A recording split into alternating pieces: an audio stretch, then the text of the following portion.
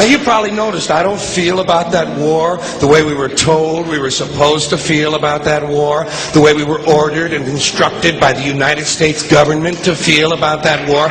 You see, I tell you, my mind doesn't work that way. I got this real moron thing I do. It's called thinking. And I'm not a very good American because I like to form my own opinions. I don't just roll over when I'm told to. Sad to say, most Americans just roll over on command. Not me. I have certain rules I live by. My first rule, I don't believe anything the government tells me. Nothing. Zero. Nope.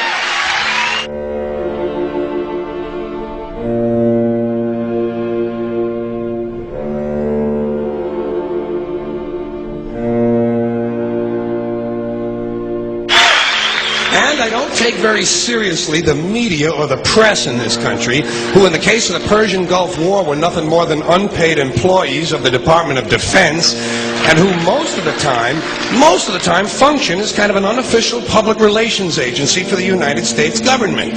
So I don't listen to them. I don't really believe in my country. And I gotta tell you folks, I don't get all choked up about yellow ribbons and American flags.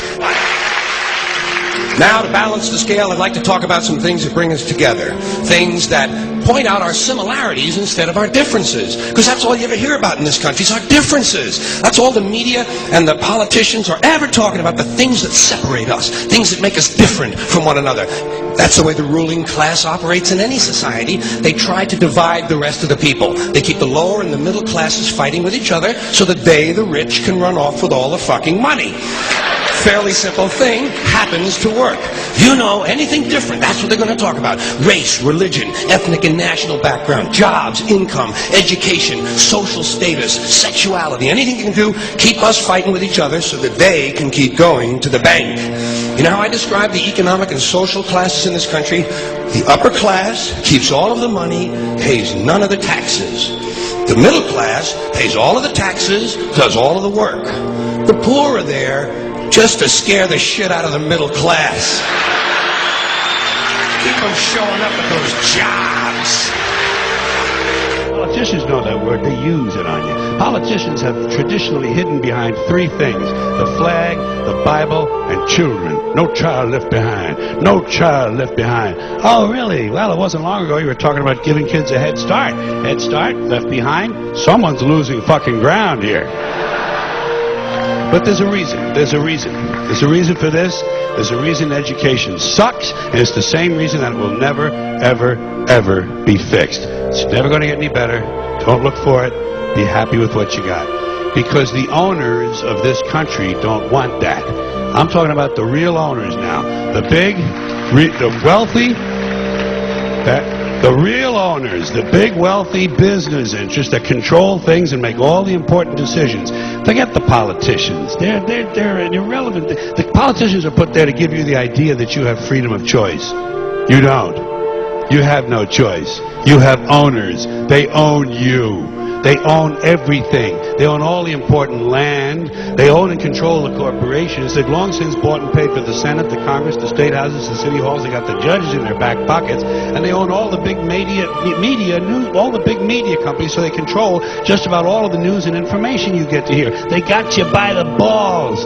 They spend billions of dollars every year lobbying to get what they want.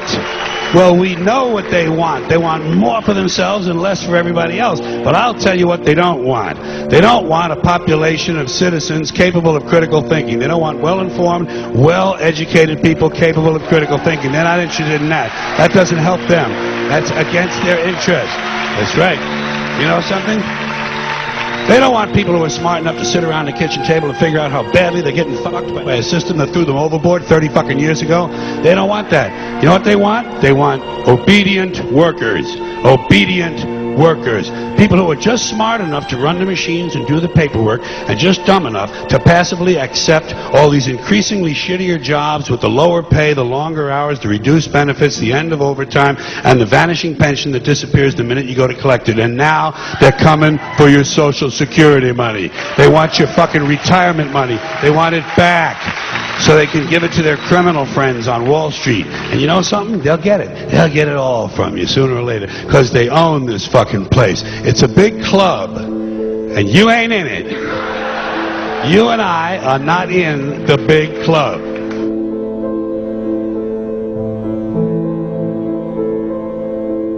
The greatest form of control is where you think you're free when you're being fundamentally manipulated and dictated to. One form of dictatorship is being in a prison cell and you can see the bars and touch them. The other one is sitting in a prison cell but you can't see the bar, you think you're free. What the human race is suffering from is mass hypnosis. We are being hypnotized by people like this. Newsreaders, politicians, teachers, lecturers.